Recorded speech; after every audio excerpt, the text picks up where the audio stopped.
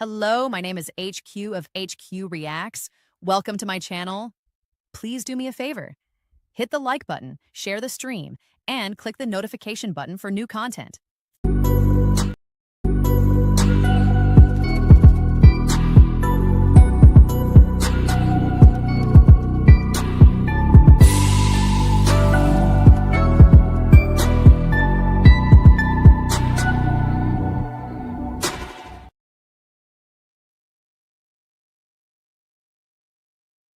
Well, good morning, everyone, and Happy New Year.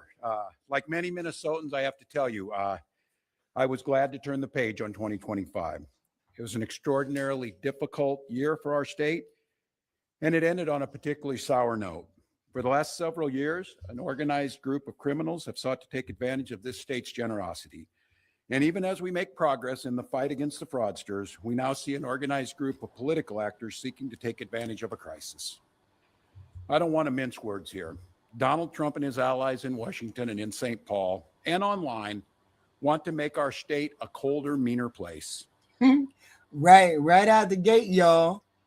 He framing last year's rough, not just because of fraud, but because politics done got too good for him, too rough for his ass. I mean, it's around a full-blown controversy. He done let this whole Somali thing swallow his ass up. He's signaling this is bigger than rosy press releases. This has to do with a political fight. And he ain't trying to fight.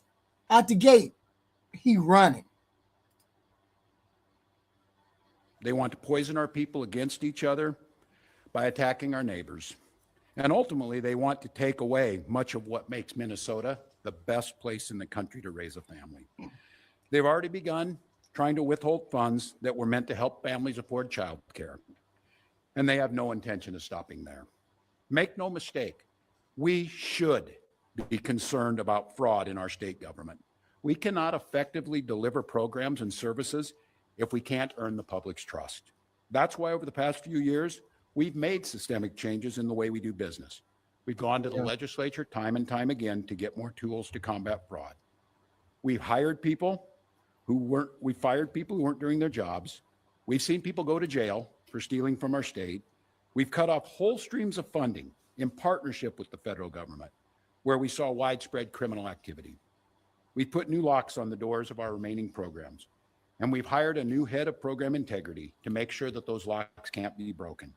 You listen how he shifts the policy response into political fighting language against the Republicans for weaponizing.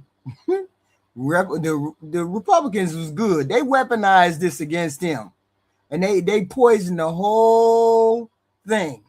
But he allowed that to happen. This is happened on his watch. But he's framing it like it's a fight against him and the Republicans in the state, and tells you this wasn't just an administrative problem anymore. It was a battle for the narrative control. He already lost the control. He already lost it. I don't know what he's gonna do. I know he better not stay in that state. All across this state, Minnesotans are hard at work on this problem. Advocates, administrators, investigators are on the front lines defending the integrity of our state's programs. And I want to give a very heartfelt thank you to all of them. There is more to do. A single taxpayer dollar wasted on fraud should be intolerable. And while there's a role to play for everyone, from the legislature to prosecutors to insurance companies to local and county government, the buck does stop with me. My administration has been taking fast, decisive action to solve this crisis. We'll win the fight against the fraudsters. But the political gamesmanship we're seeing from Republicans is only making that fight harder.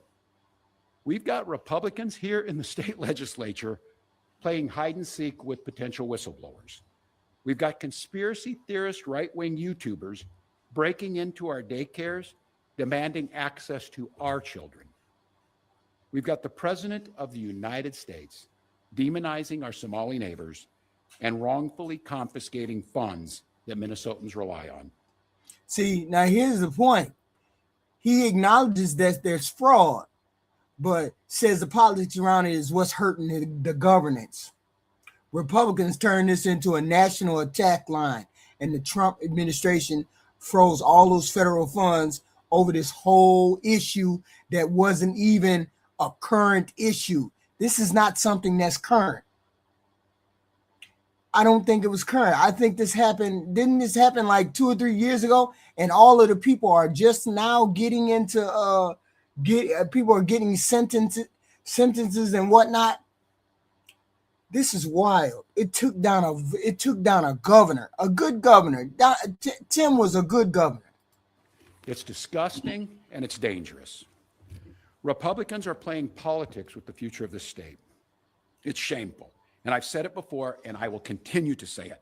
We welcome ideas from anyone, in any party, from any walk of life, who wants to help us continue to stay ahead of these criminals. And we welcome the involvement of the federal government. I am grateful to the career professionals at the U.S. Attorney's Office and the FBI who have been helping us fight this fight for years. But I cannot abide the actions of the political leadership in Washington. These opportunists are willing to hurt our people to score cheap points. Yeah, no, you say it's a current thing. It's not a current thing. They caught this fraud 2 or 3 years ago. This has just been an ongoing thing. This is not something that they just allowed to happen out of the blue. This has been happening for the past. They have been prosecuting these people for the past 2 or 3 years. That's the whole. The point is, he's not apologizing for this shit. He's not apologizing for none of this. You know, not a thing. Think about what he just said. He refused. He refused to take responsibility for the fraud. He shouldn't have. They've been fighting this. Our allies have no intention of helping us solve this problem, and every intention of trying to profit off of it. Which brings me to this. 2026 is an election year. Election years have a way of ramping up the politics at a time when we simply can't afford more of that in Minnesota. In September, I announced that I would seek a historic third term as Minnesota's governor, and I have every confidence that if I gave it my all, we would win the race. But as I reflect on this moment with my family and my team over the holidays, I came to the conclusion that I can't give a political campaign my all. Every minute that I spend defending my own political interest would be a minute I can't spend defending the people of Minnesota against the criminals who prey on our generosity and the cynics who want to prey on our differences. See, think about what he just said. He refused to drop out because of the fraud itself. He dropped out because handling political fallout of the fraud while campaigning would weaken his role as a governor. That's a very different message from a simple apology. Okay. Republicans used a viral video by a content creator exposing fraud in daycare centers to build a broader political narrative against this governor, including Somalia community, which put people in the Minnesota borders. Everybody named Mama was showing up in Minnesota. Everybody named Mama was showing up in Minnesota. That shit should never happen. You should have let the law take care of itself. Let the law play itself out. This was something that occurred. They found out about this fraud 2 or 3 years ago, and they've been prosecuting all these people. So I've decided to step out of this race, and I'll let others worry about the election while I focus on the work that's in front of me for the next year. I'm passing on this race with zero sadness and zero regret. I did not run for this job to have the job. I ran for the job to do the job. Minnesota faces enormous challenges this year, and I refuse to spend a single minute doing anything other than rising to meet this moment. Minnesota has always come first and always will. That's what I believe servant leadership demands of me. As an optimist, I'll hold out some hope that my friends on the other side of the aisle will consider what servant leadership demands of them in the moment. We can work together to combat against the criminals. We can work together to rebuild the public's trust and make our state stronger. But make no mistake about it, if Republicans continue down the path of abusing power, smearing entire communities, and running their own fraudulent game at the expense of Minnesotans, I will fight back with everything that I have. I am absolutely confident a Democratic and a DFLer, will hold this seat come November. I'm confident that I'll find ways to contribute to the state that I love long after next January. But there'll be time to worry about all that later. Today, I'm proud of the work we've done to make Minnesota America's best place to live and raise kids. From our new paid leave policy to our child tax credit to our school lunch programs feeding every single child. And I'm doubly proud of the incredible team we put together to make this vision a reality. See, remember what? He was a 2024 Democratic pick and a rising star nationally. He was. And now he's stepping away from re-election in a state he actually governs, that he actually is already. He ain't going to prison. Stop that. He don't have nothing to do with the fraud. Y'all be goofy with y'all comments. Gunna 285. That don't even make no sense. Him stepping away from a state that he actually governs. That tells you something about how effective the political attacks against him have been. His own party is now looking at replacements, even before he even came out and said, I'm gone. Names like, what is there? That Klobuchar person are being floated. I don't know whether she quitting or she put a resignation in for the Senate or not. I don't know. This is wild. These people, this is wild. I want to take a moment to thank every member of my staff, to every single state employee who has been part of this fight. Now more than ever, I need you on the job. I need you to help work together to tackle the important work in front of us. And most of all, I want Minnesotans to know how grateful I am for the opportunity to serve this state, for the privilege that I have been given to serve in this office. I'm on the job. I'm focused on making sure that we stay America's best place to live and raise kids.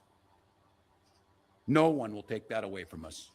I'm proud of the way we treat our neighbors. I'm proud of the way that we welcome people to this state. I'm proud of the way that we innovate. And I'm proud of the way that we are optimists for the future. No one's taking this away from us. Not the fraudsters, certainly not this president, not on my watch. Tomorrow, I'll be back with you. I'll give you an update on America's best paid family medical leave program that is now a week into it. And at that time, I'll take all your questions. Thank you all. Right. I mean, he wasn't just caught in a scandal. He found himself in a political battle over the scandal. And he concluded that defending his record might have cost him more than it would have gained him to stay. So that's why he walked away. Not because he was a fraud. He's not a fraud. The fraud is real. But this fraud started over 2 years ago. It started over 2 years ago. So he's not the fraudster. The Somali people, specific people, a white lady named Bonk or whatever her name is, Botch, she started the fraud. I just found out I was a white lady who started the fraud, and then everybody else fell behind her. So this is not his fault. True. The one thing I can agree on is he should have known something was going awry in his state. That's why he didn't have good people around him to let him know there were certain things going on. I don't know whether the governor knows these things or governor, and that's why I did the video about Ilhan Omar. She's a Somali. She knows these people better. She's got relatives in the state. She's got relatives in that town. It's right in her district. She went back to her district every week. All of those businesses were surrounding her, and she says she didn't know nothing about it. I don't believe that. I don't believe that you didn't know something. Okay? You didn't know something. And that was your town. But then that's just me. That's just me. Why you didn't know nothing? Omar's about to say you wild as hell on top of it. Let's listen to the president. The president said some crazy shit here. President, you came from a different way this time. Yeah, a little bit different. We have some good people. We have Senator Lindsey Graham. Hello, We everybody. have Howard Lutnick, Commerce. We have Steve Miller. We have a lot of people. We have Aaron. We have a lot of people. Go ahead. Hi, Mr. President. Have you spoken with any of the U.S. service members who were injured during that operation in Venezuela? Yes, we have calls into them. I want to speak. Wait a minute. All right. Okay. in this whole thing, the president casually talks about bombing Venezuela, the capture of a president, and then almost like it's nothing, he hints at possible actions towards other countries.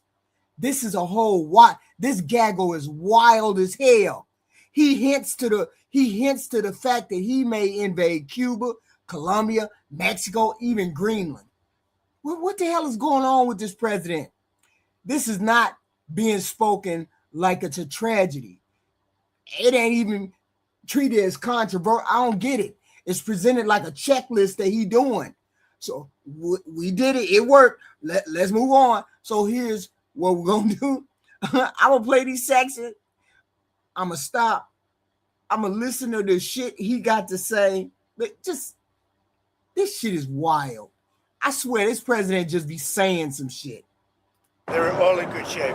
Can you detail what watching that was like when all of this played out in Venezuela and what Maduro was doing that moment? Well, I knew the possible danger. I mean, it was a very dangerous operation. It was amazing that we had a few injured, but all are in good shape right now. But I knew there was great danger. You got off a helicopter. The helicopters were being shot at. They got on the ground. They were amazing talent and tremendous patriotism, bravery. The bravery was incredible. Lindsay, they got off the helicopter and the bullets were flying all over the place. As you know, one of the helicopters got hit pretty badly, but we got everything back. And nobody killed. The next question is who's in charge of Venezuela right now? Have you spoken to the... He said he opens with like they just jumped out the plane, the helicopter, bullets flying, helicopter getting hit. But notice what he didn't say. No mention of people who got hurt. None of them Venezuelan people getting hurt. No mention of the people on the ground. Just a few hundred on our side. Nobody, a few injured on our side. Nobody killed on our side. So what happened from the very beginning? The only lies that seem to count in this story are the American ones. But you went into their country. And bombed their shit. And the way he tells it, the way he talks about it, you can hear the excitement. You can hear the grandioseness. You can hear the braggadociousness in this president. Like he's impressed with the spectacle, with what they actually did, with the hurting of those people. It's framed as a dangerous but successful, exciting, not a serious moral decision to bomb another country. It didn't even sound like he gave a damn. Newly sworn in president there, Rodriguez. And what are your thoughts on the entire situation when you said the U.S. would run Venezuela? We're dealing with the people. We're dealing with the people that just got sworn in. And don't ask me who's in charge because I'll give you an answer and it'll be very controversial. What does that mean? That means we're in charge. Have you spoken with her? We're in charge. Have you spoken with her? No, I haven't, but other people Do you want to? Yeah, at the right time, I will. Did the U.S. give Delcy Rodriguez any guarantees in exchange for cooperating No, with your administration? but she's cooperating. Are you going to demand free and fair elections in the short term in Venezuela? Well, it depends. What you're talking. We have to do one thing in Venezuela, bring it back. It's a dead country right now. It's a country that, frankly, we would have been, if I had lost the election, we would have been a dead country. He said, who's in charge? Who is in charge? We're in charge. That's wild. That's what. Who's in charge? Don't ask me. It'll be controversial. What do you mean it'll be controversial? He's saying the quiet part out loud. The reporter said, who in charge? He said, it'll be controversial. Oh, hell no. It means we're in charge. What does that mean? Don't that mean that's boots on the ground? Don't that mean we got to go in there and get some shit? If we gonna go go into the country, go in there and run it. Go in there and take the shit. Don't sit back and let the rest of them do them other people that been running it. Go in there and take some shit. This is occupation language. That's not supported. democracy. This is occupation. That's claiming ownership over another country. Is that what we doing? Is that what we doing? I'm not officially I'm not advocating for war, but I'm saying if you're gonna go in there, get everything that you can. That's all I'm saying. I'm not supporting, I'm not against. I'm saying if you're gonna go in there, do the good stuff and get everything you can and straighten out the country. That's all I'm saying. That's all I'm saying. He said so casual, like who's in charge? We in charge. It's like a flex. It ain't nothing to be ashamed of. He ain't ashamed. He ain't ashamed at all. This president is rocking. Venezuela would have been Venezuela on steroids. Venezuela right now is a dead country. We have to bring it back, and we're going to have big investments by the oil companies to bring back the infrastructure. And the oil companies are ready to go. They're going to go in. They're going to rebuild the infrastructure. You know, we built it to start off with many years ago. They took it away. You can't do that. And you can't do that with me. They did it with other presidents. How soon do you think an election will take place in Venezuela? How soon can an election? Wait a minute. Hold on. You see what happened, right? He calls Venezuela a dead country. And what's the very first thing he jumps into? Not democracy, not going over there to help the people, not going over there to do nothing to make it better. No human rights, no food, no medicine, no safety, no nothing. Give the people some help. No, it's the oil companies. We're gonna have big investments by the oil companies. We're not going to invest anything. That's the key line. What he's really trying to say is we'll control it. Private corporations profit it, and the U.S. government doesn't have to put money into it, just the power. This is wild. This is wild. This is wild. We are living through this real time where we have a dictator on our hands. Election take place? Well, I think we're looking more at getting it fixed, getting it ready first, because it's a mess. The country is a mess. It's been horribly run. The oil is just flowing at a very low level, much lower than, even if it was badly run, it should have more income, more oil than what they do. So we're going to have the big oil companies go in.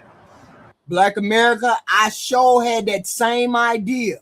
You let me find a way to get over to Venezuela.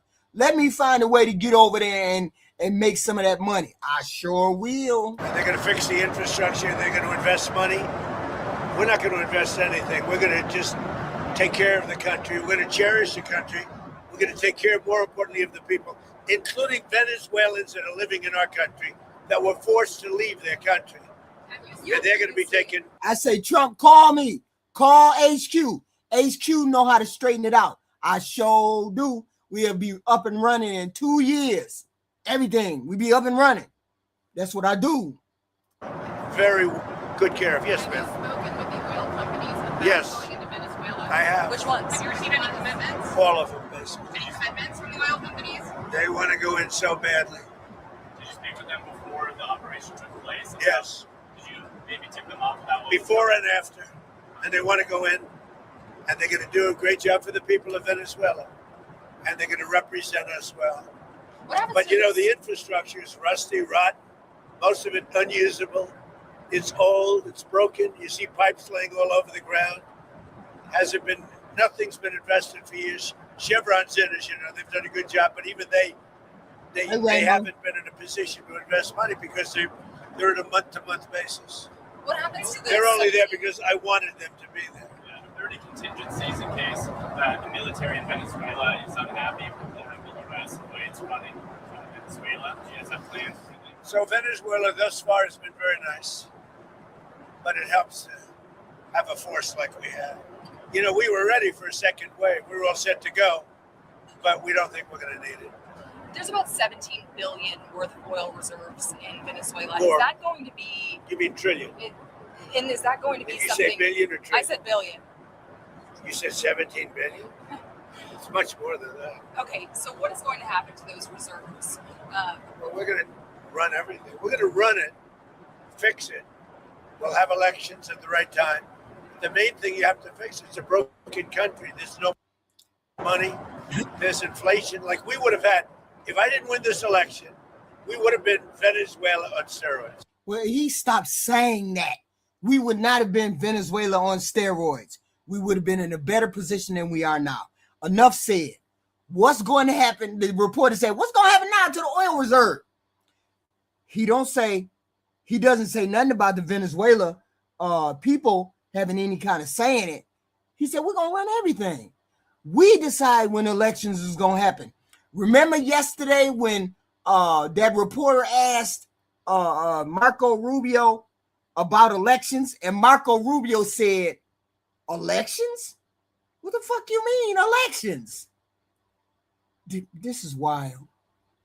We run the oil. We control the timeline. Textbook regime change. But they didn't have no idea what they was going to do. You call it whatever you want, but when you decide who runs the country, when elections happen, or who runs the oil infrastructure, that's control. That's not helping them people. You ain't helping them people. You're going there for you, not to help them damn people.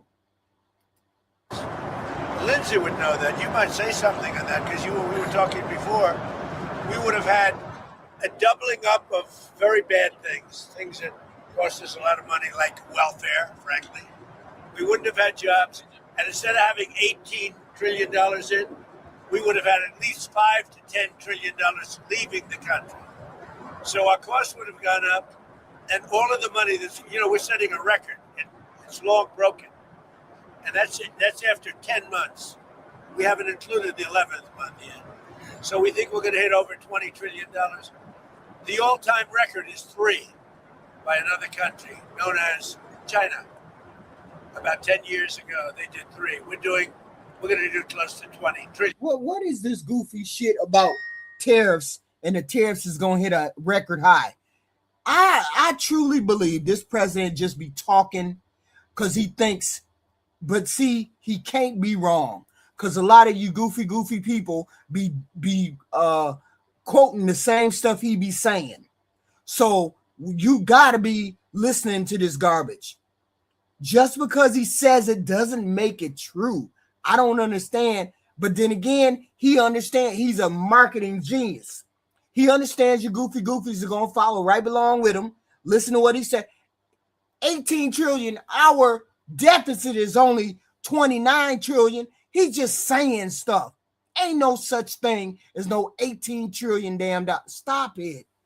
Y'all, come on. Stop. Y'all got to listen to what the hell he's saying. Listen to what he's saying. By the way, there has never been anything like this ever before. And it's all because of tariffs and the election.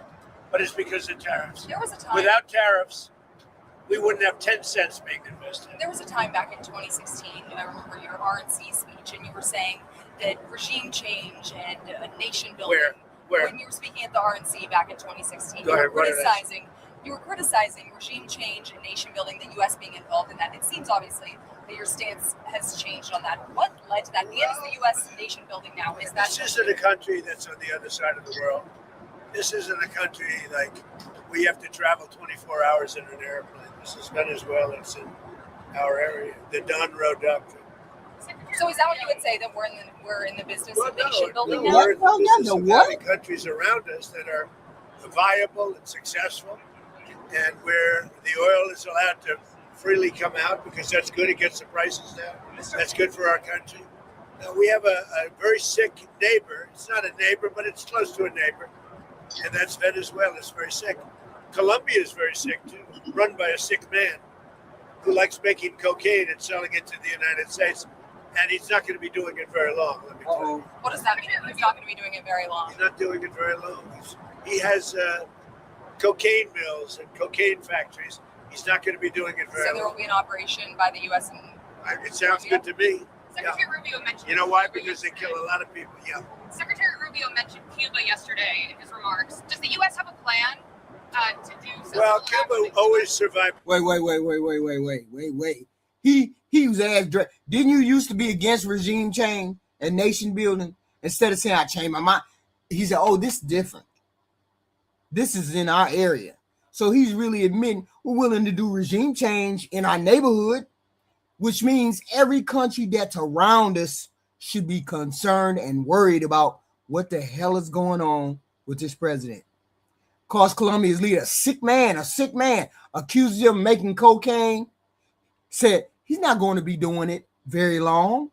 That sounds an awful lot like telling people he's about to go in there and do what he got to do against that president.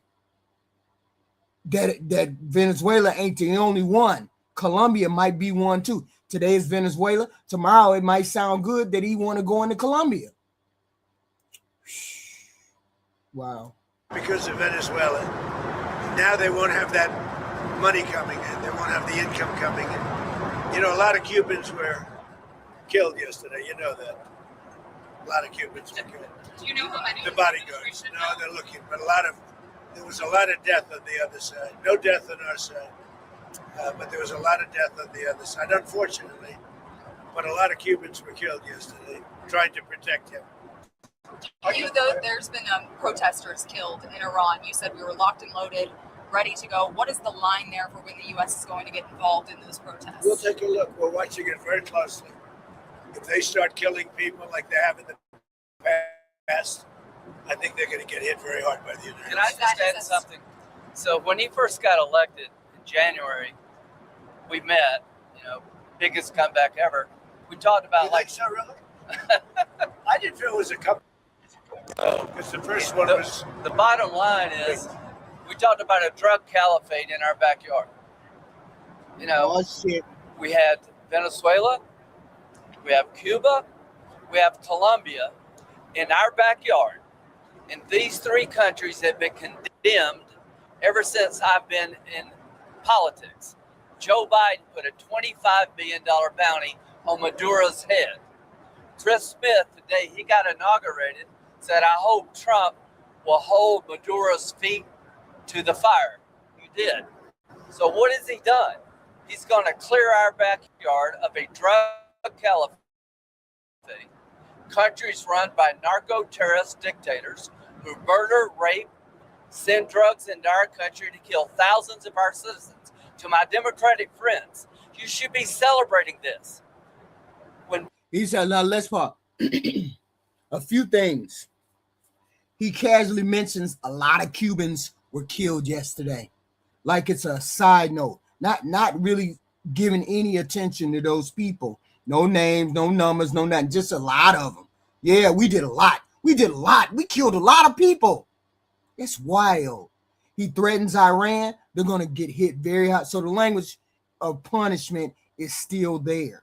And then you got that weak milquetoast Lindsey Graham jump up like he hyping his ass up, calling this a big freaking deal, saying the president has cleared our backyard. Notice what they doing. The Latin American countries are now grouped together as a drug caliphate. The U.S. is the cleaner, the enforcer, the big brother, the big kahuna. What do Venezuelans want? What do Colombian people want? What do Cuban people want? What's legal under this international law? It's all about we did it. We can do it again. We're going to do it again. We're going to do it again. And you should be grateful that the big white man, Donald Trump, jumped his ass up there and came in there and saved y'all. We should be grateful that you came over here and saved us. That's what the hell he sound like he's saying. And Lindsey Graham, too. Hype man. Bin Laden went down. I was the first to applaud President Obama. This was one of the most sophisticated military operations in the history of the country. What they were able to do was amazing. They knew we were coming. We had a good part of the Navy, and they were able to capture this man alive. No military in the world could have done it. And as to this commander-in-chief, he did something people talked about doing. You just wait for Cuba. Cuba is a communist dictatorship that's killed priests and nuns. They've preyed on their own people. Their days are numbered. We're going to wake up one day, I hope in 26, in our backyard, we're going to have allies in these countries doing business with America, not narco-terrorist dictators killing Americans. This is a big frigging day. And everybody in the world is thinking differently than they were just a few days ago because of what you did. By the way, you know, you mentioned something that's interesting. Lindsay mentioned bin Laden. You know, I wrote about bin Laden 1 year before the attack on the World Trade Center. And I said, you got to go after bin Laden. It was in my book. And very few people want to say that, but it was in my book. You know that. I think you've actually talked about it. But if they would have listened to me, they would have taken out bin Laden, and you wouldn't have had the World Trade Center tragedy. Yeah, this is certainly going. Did you know that? He said the bin Laden story is there to paint himself as some savior, ignored. But what matters is what comes of that. I'm going to clean up our backyard. Watch. Listen. Predicted bin Laden. I learned something every day. No, but did you hear that? Well, I didn't now. I just heard it right now. now. I wrote a book. It was 1 year before the attack that the book came out. And it talked about, there's a whole page, a whole section dedicated to a guy named bin Laden who's a bad guy. Somebody need to be looking that up. So I'll get the book. But right after the election, he told me, I'm going to clean up our backyard. Now, this was before he took office. This is one of the president's priorities, is to make sure that people in our backyard, narco-terrorist states, will not continue to kill Americans without the number of people that will be alive today because Venezuela will be in different hands is going to be tens of thousands. This is something to be celebrated, whether you like him or not. Not just Venezuela. It's what's coming out of Venezuela in the form of ocean-going and Gulf-going and sea-going boats. Every time we knock out a boat, and we've done a lot of them, we did 3 over the last few days, they're very rare now. You don't see too many of them. Hard to reach. But drugs by sea are down 97%. 97%. Shut your mouth. See, they said I'm going to clean up the backyard. Who the hell wants to be in a damn boat and get blown up because I'm out there fishing? See, the Monroe Doctrine language in plain English is the idea that the U.S. treats the Western Hemisphere like its sphere to manage. We are the dominant country within that sphere of countries. South America, North America, Greenland, they're all in our Colombia, Cuba, all of those things are in our sphere. So that's what the Monroe Doctrine is trying to cover. We're going to take control of all of this stuff. They trying to take control of all of that stuff. This is wild. They got an idea. They know what they're doing now. They have an idea. If you're going to go in there and get everything. Okay, so this pattern is very, very clear. Venezuela is step number 1. Cuba is ready to fall. Colombia's leader was threatened. Didn't y'all hear that? Venezuela, Cuba is ready to go. Colombia's leader is being threatened. Mexico described it as run by cartels. When you string all of this together, this ain't no one-off strike. This president is trying to get all of that. To the victor go the spoils. It's a vision for reshaping the entire region by force or by threat. This is what this is. We thought that Venezuela was it. Venezuela ain't it. It's more. Think of that. And now we're going to stop them by land too. The land is easy. We had to do the sea before we did the land because it just works out. Yeah, you were just talking about the land, but it sounded like. And by the way, you have to do something with Mexico. Mexico has to get their act together because they're pouring through Mexico, and we're going to have to do something. We'd love Mexico to do it. They're capable of doing it. But unfortunately, the cartels are very strong in Mexico. I remember one time you actually, speaking of Mexico, I asked you about Claudia Sheinbaum, and you told me at one point you had offered to send U.S. troops into Mexico to combat drug trafficking there. Is that something you would I like Claudia. I think she's a terrific person. I would say every single time I talk to her, I offered to send troops. And she's just not willing? She's concerned. She's a little afraid. The cartels are running Mexico. Whether you like it or not, it's not nice to say, but the cartels are running Mexico. And speaking of those U.S. troops, I mean, one thing that Americans and a lot of people are wondering, you just sounded like you weighed out another strike, another land strike, at least in Venezuela. You sound like you weighed that out. But well, we haven't. We didn't need it. But we're prepared to do a second strike if we need it. We're totally prepared. But that's off we're the still table. prepared. That's off the table now. No, it's not. If they don't behave, we will do a second strike. Well, you're just Y'all gotta be listening. You gotta be listening to what he's saying. He's saying the cartels are running Mexico. Every time I talk to their president, I offer to send troops. Didn't y'all hear that? Didn't y'all hear that? Every time he talked to the president, he offers to send troops. Think about what that sounds like from the other side of the freaking border. Your neighborhood keeps suggesting sending in the military into your country while calling your leadership weak and territory cartel controlled. What does that mean? That means I'm finna come for you if you don't control your shit. That's constant pressure and humiliation, not partnership. He ain't trying to be no partner with no Mexico. He said, your neighborhood, your neighbor, the Mexican is looking at this from their angle saying, why this motherfucker keep saying he finna send his troops into here? Because he finna send his troops into there for you. Mexico is on the, he's saber rattling. Y'all hit the like, share, and subscribe button. I appreciate it. Like, share, and subscribe. Cash apps are amazing. Super chats are welcome. I would appreciate all of these things for this content that we have every day. Please and thank you. Hit the like and the share and the subscribe. Thank you. The question is that the American troops, are they going to be on the ground? They're doing any kind of peacekeeping? I think Americans are very... It depends on what happens. It depends a little bit on the new administration, if you want to call it. So if you see that pushback from Rodriguez and ultimately... Well, I don't think there was pushback. I think that... She called it... Well, you hear a different person than I hear. Really? So you have spoken with them? We talked to them, yeah. Oh, you did speak with them? They've been very good. Because she called it kidnapping of Maduro. It's all right. It's not a bad term. Go ahead. No, are you going to demand that Delcy Rodriguez let opposition figures return or free any political prisoners? We haven't gotten to that yet. Right now, what we want to do is fix up the oil, fix up the country, bring the country back, and then have elections. No, is it? You know how he sound? He sound like he trying to do a second strike up in there. Ground troops, depending on how they behave. Shit. Oh, okay. Sorry. Depending on how they behave.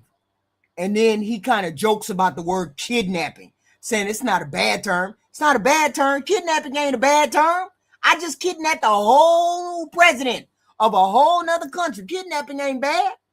So he openly accepts the idea that we bombed your country and snatched your president. It ain't no big deal to him. And instead of denying it, he just blows it off like it ain't nothing. Like what he did, what he did the other day ain't nothing. That tells you how confident he feels that there will be no repercussions, because ain't nobody gonna stop him. Is it fair? We better bring the country back, otherwise you're gonna have a mess that's so bad. It was really bad. It's gonna get a lot worse unless we go in and fix it. Is the U.S. going to reopen its embassy in Caracas or get the DEA? We're thinking about it. We've been asked to do it. We've actually been asked to do it. Do you think the Exactly, Rainbow Kid, exactly. Zelensky at Mar-a-Lago. Yeah. You told me that numerous times. You told me that your New Year's resolution was peace on earth. Do you think that 2026, if you could set a deadline of when the Russia-Ukraine I don't do deadlines, but I would say that, like as an example, Thailand and Cambodia. Well, I was very proud of that. Wait a minute. And they started up again and they got it solved. Where does it I give myself 1/4 of a point for that.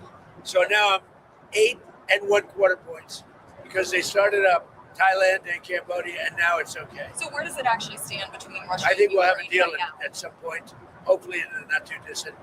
So I don't know if you saw the numbers just came out. 30,000 soldiers were killed this current month. There was that intelligence. 30,000. Where? 27,000 the month before. You and Senator Graham discussed additional Russia sanctions. We discuss it all the time. There's nothing else I talk to him. I don't consider him very exciting to talk to, except when we're talking about legislation. And we talk about legislation all the time. You think that's an exciting relationship? It's not. But we talk a lot about legislation, and we have great legislation coming. You want to tell us? So the tariff bill. So here's what I believe. I don't think we could have secured the border without the threat of tariffs. I don't think we'd have a European trade deal without the threat of tariffs. See, you notice that they gonna fix up the oil thing, then they gonna fix up the country, then they gonna have elections. Democracy is not step one. So people in the chat saying he cares about the Venezuelan people. He don't give a damn about them Venezuelan people. He don't give a damn. That's just a byproduct. Step 3, everything democracy is after step the oil start flowing. They don't care. Then he jumps to Russia and Ukraine and rattles off some crazy shit about casualty numbers. What the fuck? Did he say 20,000? The line war and death are just numbers and levers in a big game this dude is playing. See, I told y'all we ain't nothing but waiters and cooks in the world of these rich people. If you want to end this conflict, then put pressure on Putin's customers. He sanctioned the 2 largest oil companies in Russia, which is the biggest pressure anybody's put on Putin since the war started. But we have 85 co-sponsors to give this president. It's hurting Russia very bad, the sanctions. Oh, yeah. So this bill would allow. And India also is full. Yes, sir. So he put a 25% tariff on India for buying Russian oil. I was at the Indian ambassador's house about a month ago, and all he wanted to talk about is how they're buying less Russian oil. Would you tell the president to relieve the tariff? This stuff works. So I'm hoping we'll bring the bill up, and it's from 0 to 500. He picks the number. Nobody else does. But if you're buying cheap Russian oil, keeping Putin's war machine going, we're trying to give the president the ability. Wait a minute. What the fuck does this mean? What in the fuck does that mean on the screen? What in the fuck are you talking about? You just walked in the chat. This is what I mean. Walking in the chat and crashing out over nothing. Are you retarded? What the hell is wrong with you? To make that a hard choice by tariffs. I really do believe that what he did with India is the chief reason India is now buying substantially less Russian oil. So I hope we pass this bill soon. And after this, they wanted to make me happy, basically. He wanted to. Modi's a very good man. Yes, he's a good guy. He knew I was not happy, and it was important to make me happy. They do trade, and we could raise tariffs on them very quickly, and it would be people are afraid of that. All of that to say, you told me you weren't very thrilled. And I'll tell you something: the Russian economy is lousy, but what's really lousy is the Venezuelan economy. The Venezuelan economy is, I think, the worst economy I've ever seen. If you look at inflation, things are doubling every day. It's stolen blood. It's a disaster. We got to fix the country fast. See, he uses Venezuelans' pain, their hyperinflation, their empty economy as both justification for the intervention and the business opportunity. He don't even get worst economy I've ever seen. We got to fix the country fast. But fixing means oil companies coming in first, minerals, steel, aluminum, rare earth processing. So yet again, human suffering is real, but the solution being sold is corporate extraction supervised by the United States. They don't give a damn about them Venezuelan people.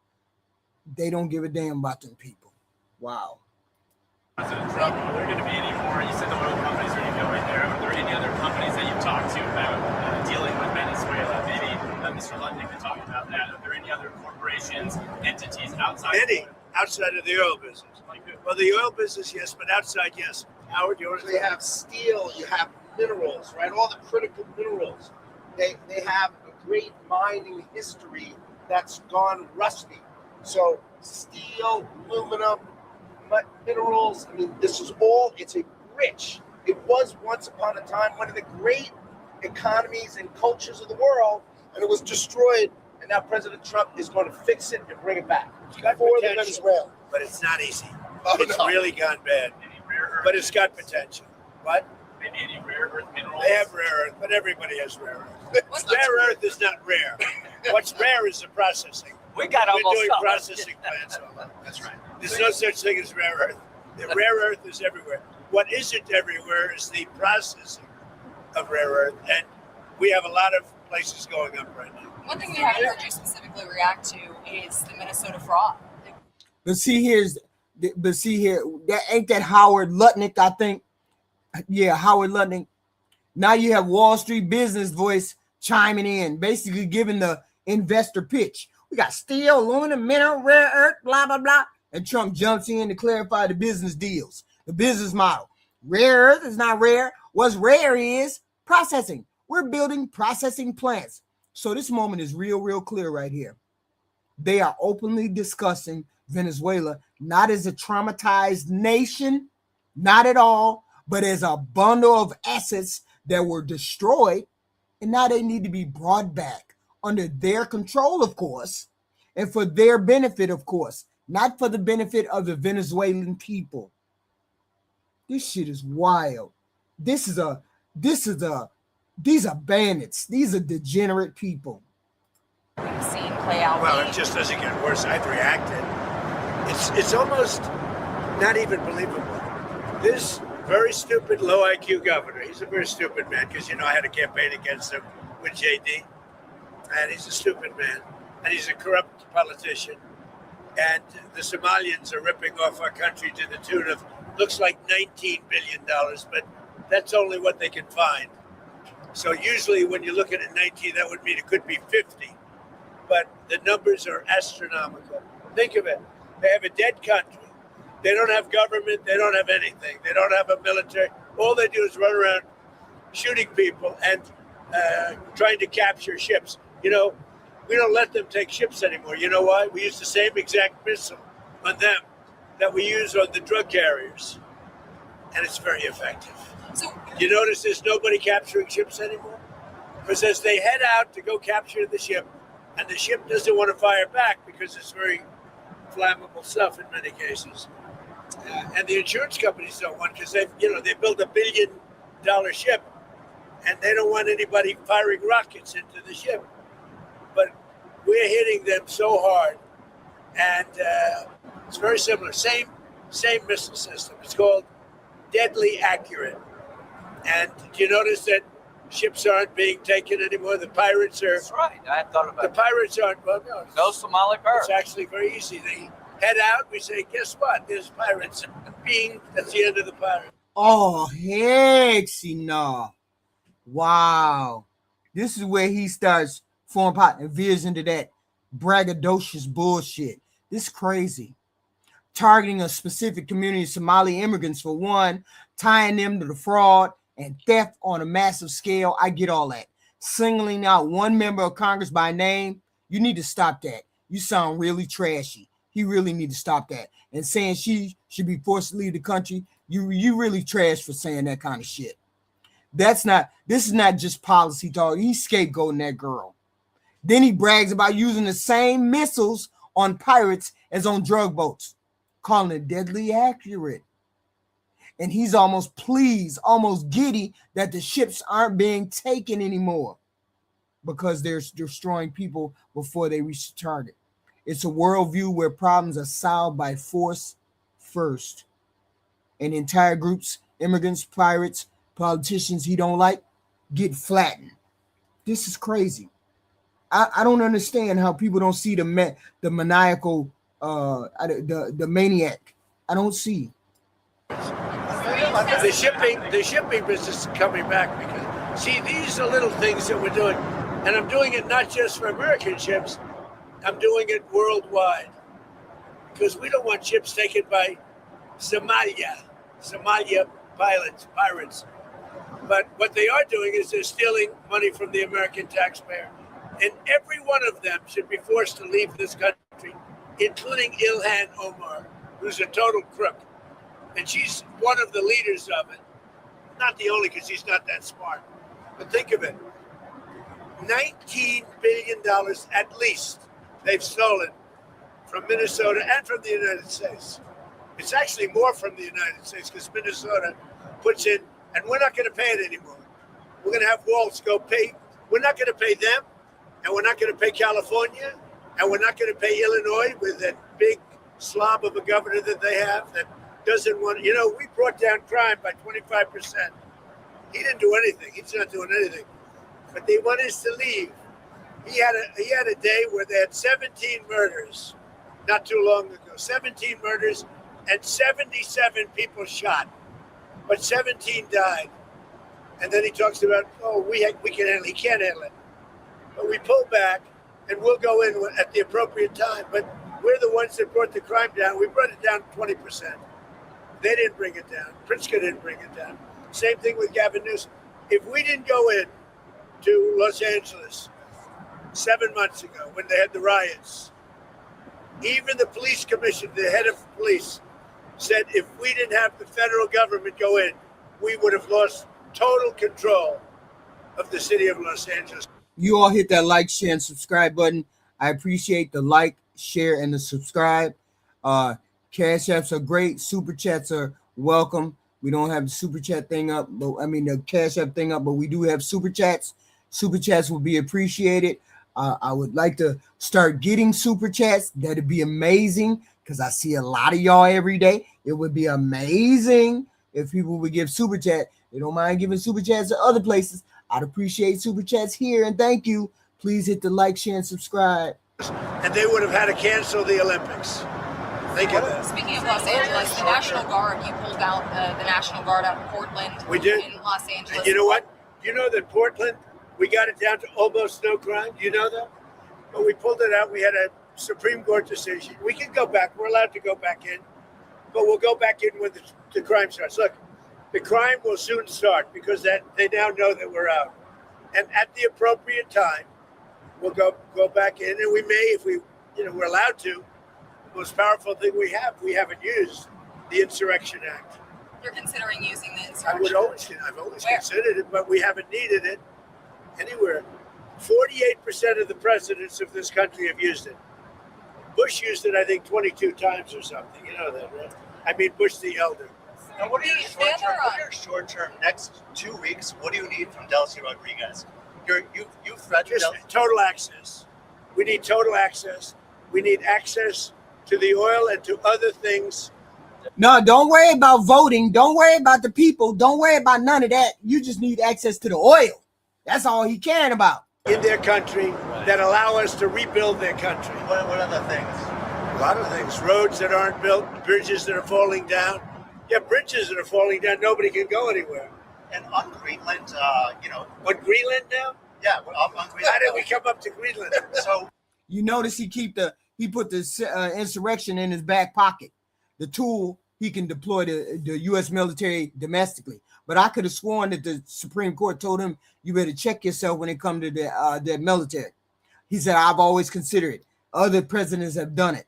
That it's meant to sound normal, but think about the pattern. Military broad for regime changes, threats of force against neighbors and American citizens, hinting he might bring that same force mindset inside the country. It's a consistent thing. Problems are a nail, and the hammer is always ready. This is a dictator, and he loves this shit. No, we can't. Somebody needs to put a muzzle on this dog. Do you expect to take an action against Greenland? Well, I don't want to talk about Greenland. Let's talk about Venezuela, Russia, Ukraine. We'll worry about Greenland in about 2 months. Let's talk about Greenland in 20 days. Whoa. Let's talk about Greenland in 20 days? In 20 days? What? What happens in 20 days? That's the thing. What happens in 20 days? No, I ain't nowhere near lost. Not so much about energy. By the way, I will say this about Greenland. We need Greenland from a national security. What? We need Greenland? That's wild. We need act. Why we need situation. It's so strategic. Right now, Greenland is covered with Russian and Chinese ships all over the place. We need Greenland from the standpoint of national security. And Denmark is not going to be able to do it, I can tell you. You know what Denmark did recently to boost up security in Greenland? They added one more dog sled. It's true. They thought that was a great move. What would the justification be for a claim to Greenland? What would the justification? Oh, I don't want to talk about Greenland now. I just say this. We need Greenland from the standpoint of national security. And the European Union needs us to have it. And they know that. I think there's some confusion about. Y'all see that? That's wild. We need total access to the oil and other than rebuild the country, total access. Plus, we're going to run everything. Then you want to go to Greenland. We need Greenland. Claims Russia and China are all over it probably. This is wild. Y'all see, we see foreign policy being played out on a plane in a space that's 10 by 20 or some shit. This is wild. Operation in Venezuela will affect your relationship with Xi Jinping and China? No, I don't think so. I have a very good relationship. We have the power of tariffs, and he has other powers on us. Are you still planning to travel to see him in April? Yeah, I'll be going in April. I think there's some confusion from Americans and maybe the community in the world when it comes to what you said about Rodriguez earlier today in a phone interview. You said that she would face the same fate, if not worse, than Maduro. But it sounds like you're talking to her on the phone and wanting to work with her. My people are just the same thing. Are considering her in power. Can you just clarify where you stand on Delcy Rodriguez right now being in power? I don't have to tell you. I just say that she will face a situation probably worse than Maduro, because Maduro gave up immediately. So she could also. He raised his hand. He gave up, and he did the right thing, but he gave up. So we were so effective, and it was so fast and violent. It was very violent. But we were so effective, he raised his hands, he gave up.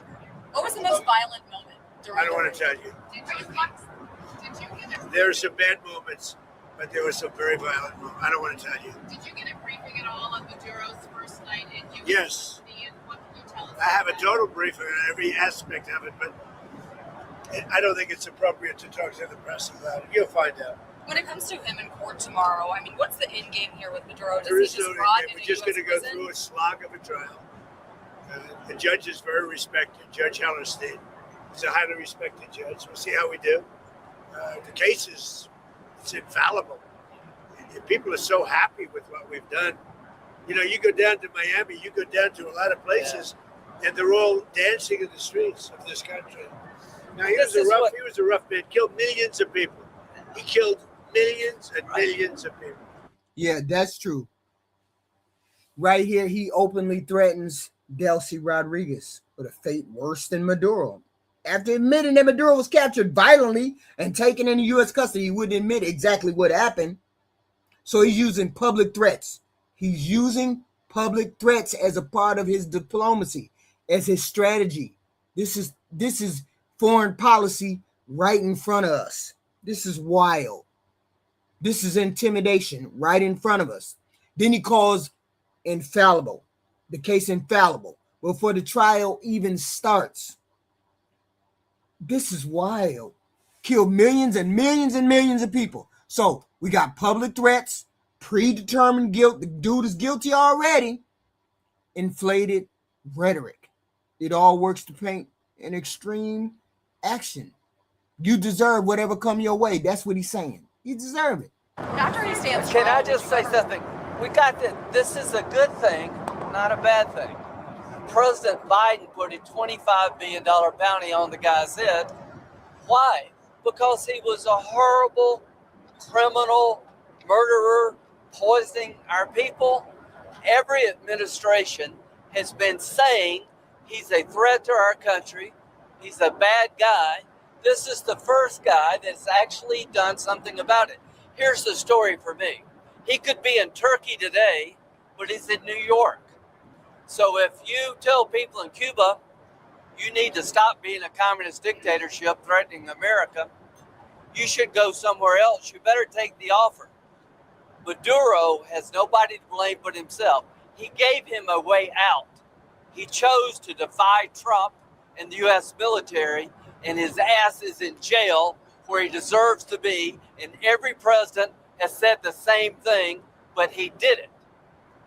You know, one of the things that is happening, and I think you see it all the time, Howard, you've seen it, that Cuba is ready to fall. You know? Yes. Cuba looks like it's ready to fall. I don't know if they're going to hold out. But Cuba now has no income. They got all of their income from Venezuela, from the Venezuelan oil. They're not getting any of it. That's wild. Y'all see that?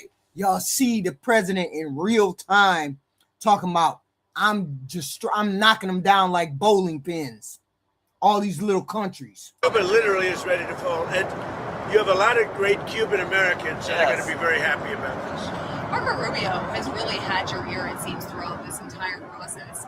I know that Vice President Vance was just down the street when this whole operation was playing out, but would you say that Marco Rubio has your ear more than the Vice President right now? No, they both do. No. And JD is very smart, doing a great job, and so is Mark. No, both. It sounds like I would say equal. The go-to, and you were just talking about Cuba and what could come next there. Are you considering U.S. action in Cuba? We're not. I think it's just going to fall. I don't think we need any action. It looks like it's going down. It's going down for the count. You ever watch a fight? I have. They go down for the count, and Cuba looks like it's going down. What do you think, Howard? It's going down. They've lived off of Venezuela, right? The economics were all Venezuelan, right? That's why you said the protective force of Maduro was Cuban, right? They were Cuban guards. So they were just paying Cuba when that money stopped. Don't hire them in the future.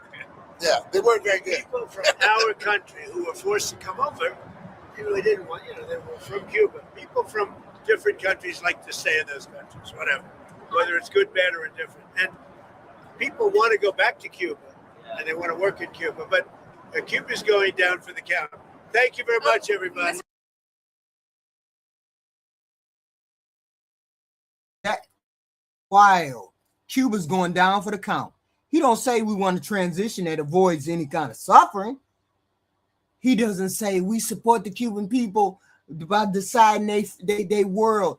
It's narrated like a collapse. He's watching and cheering that this crisis destabilizes everything in that region. Other countries better beware of what the hell is going on. Other countries better beware of what is going on, because this is wild. President, is Elon Musk back in the fold? You had dinner with him last night at Mar-a-Lago. Elon's great. Did you guys chat? I say about Elon, he's 80% super genius and 20% he makes mistakes. But he's a good guy. He's a well-meaning person. Can I ask you about one more thing that I've been wanting to ask you the last couple of days? You said that you were very... He's got a lot of questions. I do have a lot of questions. Tell him who you were. Go ahead. I'm with News Nation. My name's Libby D. Excellent. So you said that you were really very angry with the Ukrainian President Zelensky if he was the one who conducted that strike on Putin's residence.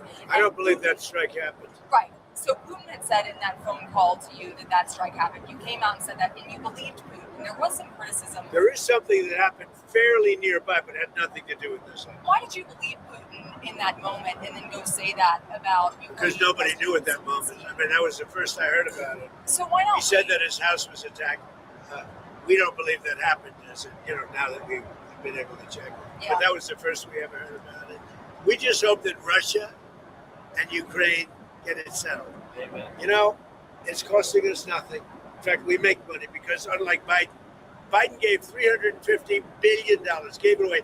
Now, I got a lot of it back because we did a rare earth deal going into rare earth. And we're going to get a lot of the money back, maybe all of the money, maybe more than all of the money. But we get paid now whenever we send anything, they pay. So this isn't an economic thing for us. This is a soul.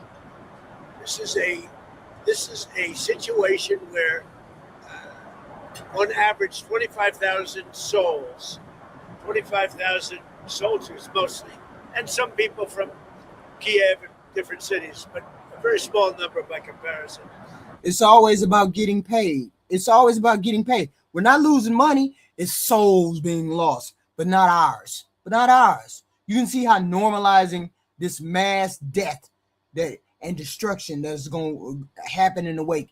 He's justifying all of this stuff. Justifying all of this stuff. But 25,000 to 30,000 soldiers are being killed every single month. And they're not from America. They're from Russia, and they're from... Just so casually drop. These people getting broke off. They getting broke off. And it ain't no big deal. No, they just getting broke off, y'all. That's it. And you helping that along, sir. Ukraine. And if I can get it stopped, I'd like to get it stopped. And I think we will. Thank you very much, everybody. You've talked about returning some control to American companies. Did that play at all into your decision to capture Maduro? No. What really played is the fact that he sent millions of people into our country from prisons and from mental institutions and drug dealers, and every drug addict and every drug. All right, this is it, y'all. He laying it out. Maduro's empty prisons, mental hospitals, the same shit he said about the Mexican country is the same shit he's about to say right now. Maduro emptied the prisons, mental patients, sent everybody in the United States, all the drug dealers, all the drug addicts, everything. He laying all that bullshit out like he did before. That's why I can't believe him, because he says the same thing over and over again, thinking that most of us are zombies. Most of us are not zombies. We hear exactly what he's saying. It ain't no all facts. They're not sending drug dealers here. They're not sending drug addicts here. Now, see, we got a goofy in the chat that believe exactly what the president just said, even though it's a straight up lie. Addict in that country, in his country, was sent into our country. Think of that. Every single drug addict from Maduro's country, which isn't really his country, and it's certainly not his country anymore. Every drug addict and every drug dealer has been sent into our country. Now we're getting them back, but it's a very... You got to be one goofy person in order to believe that shit right there. You got to be one you need to check your meds. Laborious job to get them back. Very hard job and of course, we're not getting a lot of good backup from certain judges, from certain radical left. So this is how you use fear of crime. See, you got the goofies afraid of the fear and the crime, afraid of the crime and the drugs. So this is your moral cover for the regime change and occupation that you're doing.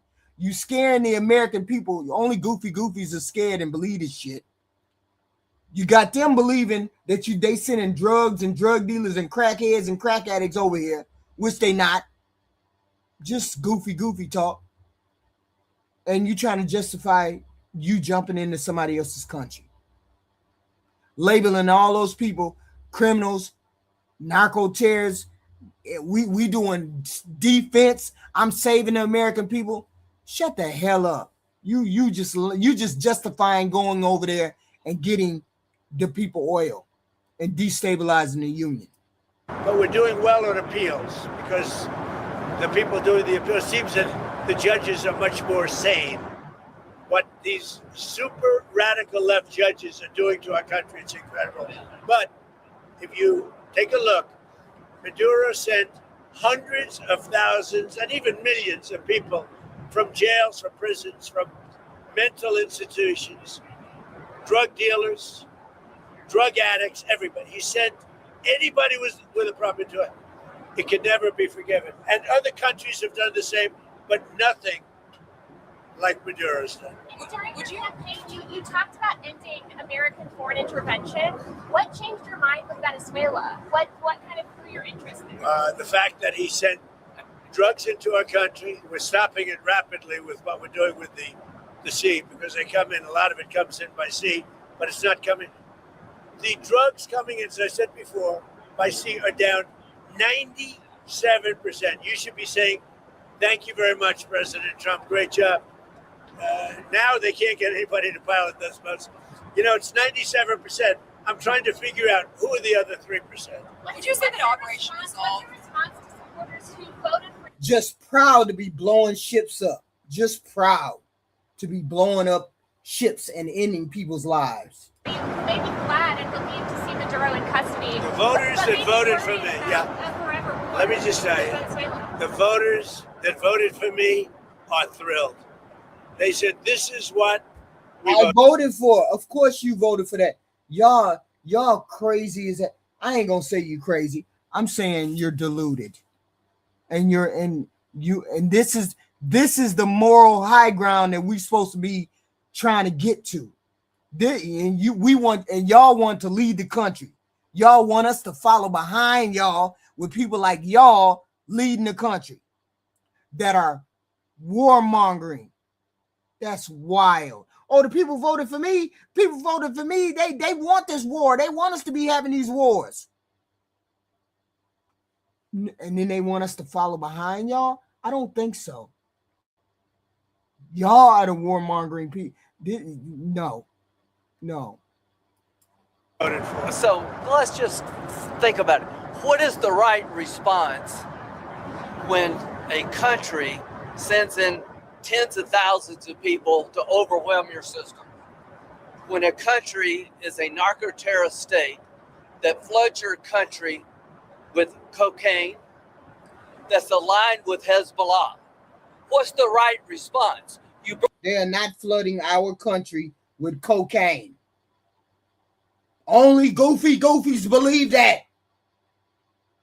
Blow up the boat before they get here. You take down the source of the problem. President Trump didn't wake up one day and say, hey, let's take Venezuela. He did what other people talked about, but didn't have the balls or the guts to do it. This is a good thing. This is not interventionism. This is making America safer.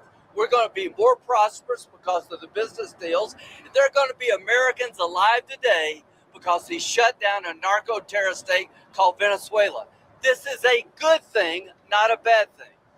And the oil companies are going to go in and rebuild their system. They're going to spend billions of dollars, and they're going to take the oil out of the ground, and we're taking back what they stole. Remember, they stole our property. It was the greatest theft in the history of America. Nobody has ever stolen our property like they have. I didn't say the cocaine wasn't coming from there. You notice I didn't say that. What I said was they're not flooding our shores full of cocaine. I didn't say it didn't come from there. I said they're not flooding our shores with cocaine. Stop it. Yeah. They took our oil away from us. They took the infrastructure away. And all that infrastructure is rotted and decayed. And the oil companies are going to go in and rebuild it. We're not going to spend very much money at all, if anything. But the oil companies are going to go, we're going to take our oil back. But we're going to also do things that, when you look at what he did, the drugs are terrible, but also terrible. He sent hundreds of thousands of people into our country that should not be here. And that means from prisons, that means Tren de Aragua, the gang, Tren de Aragua, that comes out of Maduro's country. He was very friendly with that gang. Well, they're having a hard time right now. You know, we had Tren de Aragua all over Washington, D.C., and they got the hell beat out of them. Washington, D.C. is the safest city right now in the United States. Thank you very much. And that's the only city that you can let the military be in, because the Supreme Court told you to get the hell out of them other cities. Basically, they do the closing out. If the country sends people and drugs, you blow up the boat before they even get here. Lindsey Graham said that. Says this isn't interventionism. It's making America greater again. It's making America safer again. Us blowing up boats. They frame it as something other presidents were too scared to do. Shut your ass up. Then the president admits what the economics is. Oil companies are going to go in. We're going to take the oil back, even though we flooded with oil right now, and the barrels of oil is like $40 or less, where we don't even need the oil. The greatest theft that we got, we're going to go get it back. And then he says, was this about oil? Then somebody asked him, was this about oil or regime change? He said it's about peace on earth. It's our hemisphere. Monroe Doctrine. You don't even know what the fuck he's talking about. So translation is, yeah, it's about control of the region. It's about oil and resources. And it's all wrapped up in the language of peace on earth. And I'm finna help make America great again. Our hemisphere. That's how power justifies itself, you know. Calling it peace, calling it doctrine, calling it safety. Then you got goofies following behind. Yeah, we're Americans. Yeah, let's take everybody else's shit. Yeah. But what we really heard was a bombing, a kidnapping of a sitting goddamn president. Corporate plans for mineral oils, rare earths, open threats against Cuba, Colombia, Mexico, casually talking about missiles and collapsing governments. You can call that many, many things, but that ain't no damn peace on earth. So this wasn't a sad conversation about the cost of war. This was a victory lap that this person took. A sovereign country was bombed. Its president was captured, flown out. Oil, mineral, rare earth were laid out like a shopping list. Let's go get that. And neighboring countries were talked about like possible next targets. I'd be getting my shit in order if I was in one of them countries. I'd be trying to get my shit together. Oh, hell no, he finna come up in here. We heard the threats. We heard the bragging. We heard words like we're in charge, total access. We're going to run things. And the whole thing was wrapped up in the language of peace, safety, make America great again, cleaning up our backyard, all that good stuff. Yeah, all that American language and bullshit.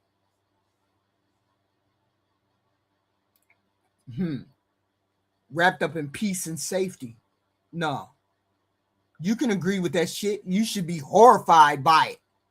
We now have a dictator on our hands. But at least you got to be honest about it. Be honest about it. It's a vision of the United States that believes it has the right to decide who governs, who falls, who gets bombed, who gets access to the resources, as long as they call it peace and America first and security. Oh, it's all good. It's all good. Did you see this as necessary?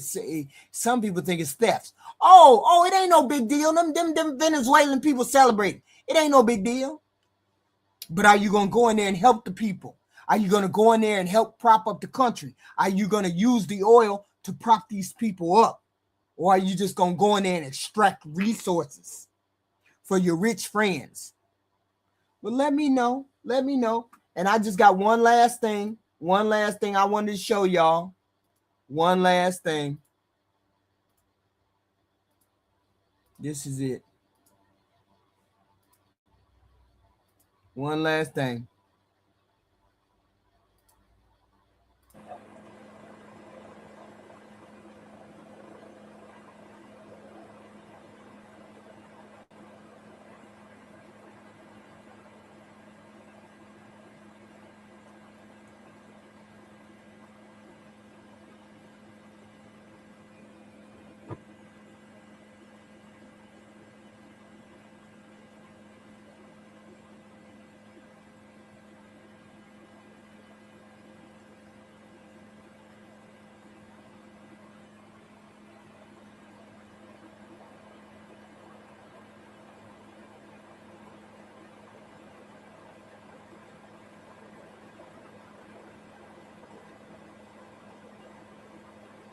Crazy or what?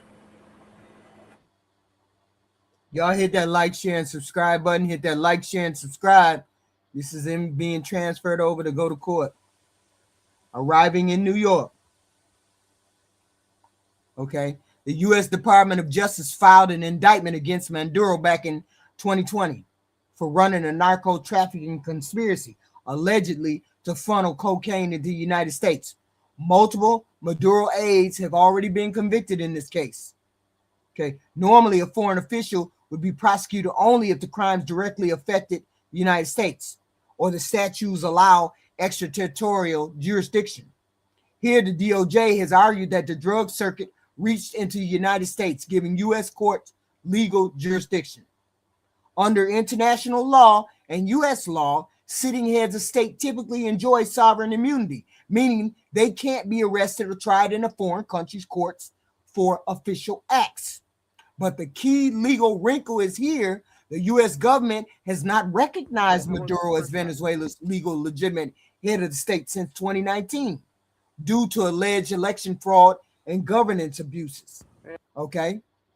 Because of this, the U.S. says Maduro does not qualify for sovereign immunity, and the charges against him are treated as ordinary criminal charges. This is exactly the sort of legal dispute seen decades ago in the Manuel Noriega case, another foreign ruler arrested and tried in the United States because the U.S. didn't recognize his government.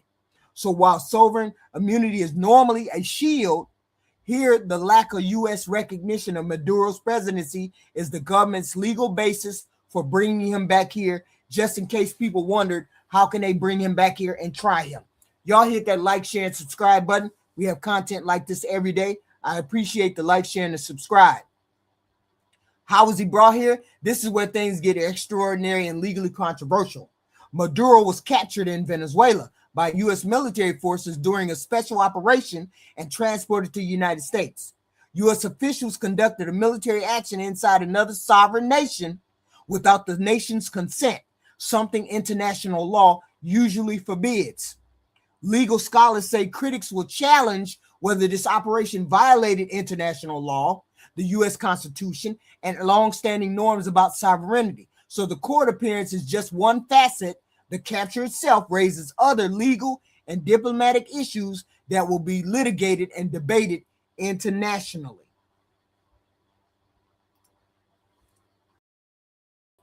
So this is where we are. Bottom line is, an ordinary sitting president of another sovereign nation isn't picked up by a foreign military and put in U.S. courtrooms. Sovereign immunity and respect for sovereignties are pillars of international law.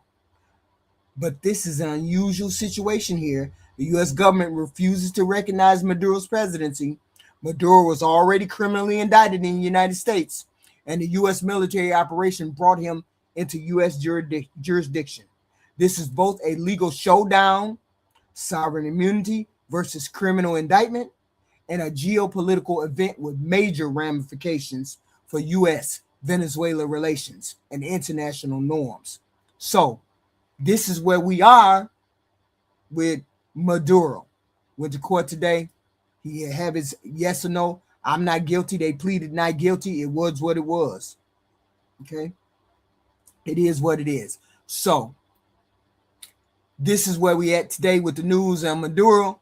We'll have some more. Tomorrow it's going to be a showdown in the Senate and the House. I don't know what they're going to do in the Senate or the House, but it's going to be something else. You all hit that like, share, and subscribe. I will be back with more content. You know I will. You know I will. I try to bring the juices. Like, share, subscribe. Super chats are great. I'd appreciate some. I'd appreciate one. I appreciate all. But I'll be back. I'll be back.